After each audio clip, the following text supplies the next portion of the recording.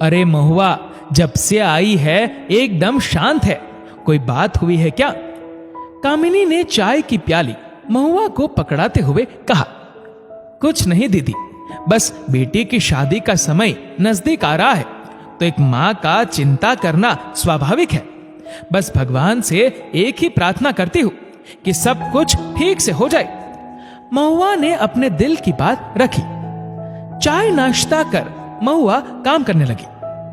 अगले दिन जब महुआ काम पर आई, उसने देखा कि उसकी मालकिन कामिनी बुखार में तपी बिस्तर पर पड़ी है और कामिनी के पति अजय बच्चों के लिए टिफिन की व्यवस्था कर रहे हैं। रहने दीजिए भैया जी, हम बना देते हैं, आप आराम से बैठिए, महुआ ने कमर में साड़ी का पल्लू खोसते हुए कहा। महुआ ने टिफिन देकर बच्चों को स्कूल भेजा। कामिनी और अजय के लिए चाय बनाई। महुआ ने कामिनी को मनुहार करके चाय बिस्किट खिलाया। दीदी, काम खत्म करके खाना भी बना दूंगी, बताइए क्या बना दूं? महुआ ने पूछा।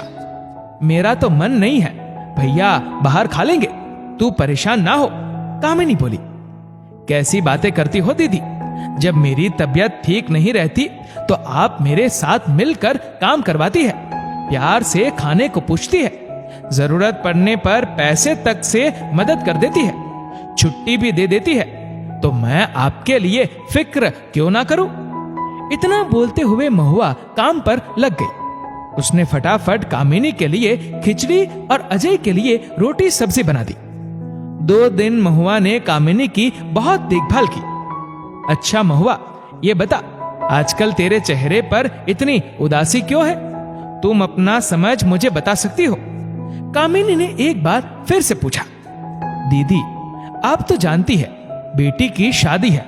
मेरे दोनों बेटे पास की ही खोली में रहते हैं। दोनों बेटों के पास पैसे होते हुए भी वह अपनी बहन की शादी में पैसे लगाना नहीं चाहती।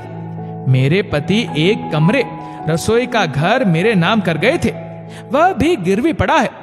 बेटे कहते हैं अपना मकान बेचकर बेटी की शादी कर लो। महुआ ने रोते हुए कहा।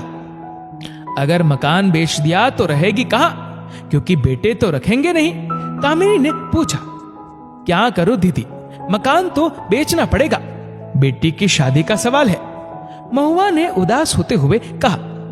रात को कामिनी ने अपने पति से इस बारे में बात की। ये ले महुआ, 50,000 रुपए और 5 साड़ियां बेटी के लिए।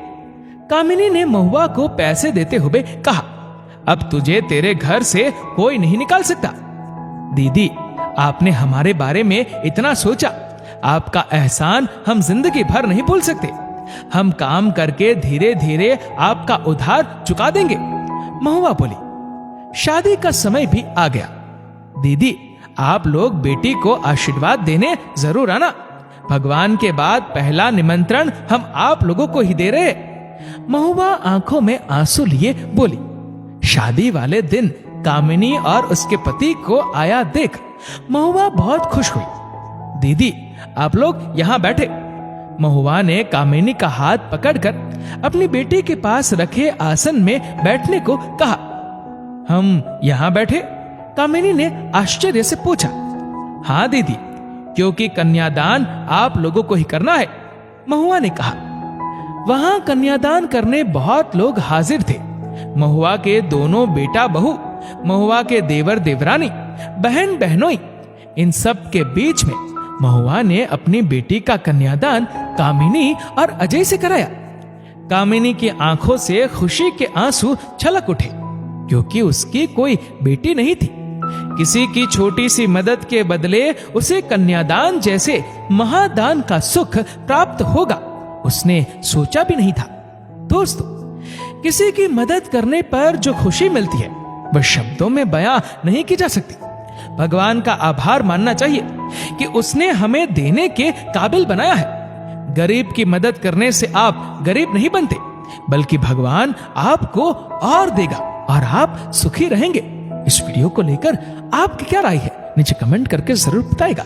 और अगर आपको ये वीडियो अच्छा लगा हो तो इस वीडियो को लाइक करेगा, शेयर करेगा ज्यादा से ज्यादा लोगों तक, और ऐसे ही और भी इंस्पिरेशनल वीडियोस के लिए सब्सक्राइब करें हमारे यूट्यूब चैनल को और फेसबुक पर फॉलो करें हमारे पेज को। धन्यवाद।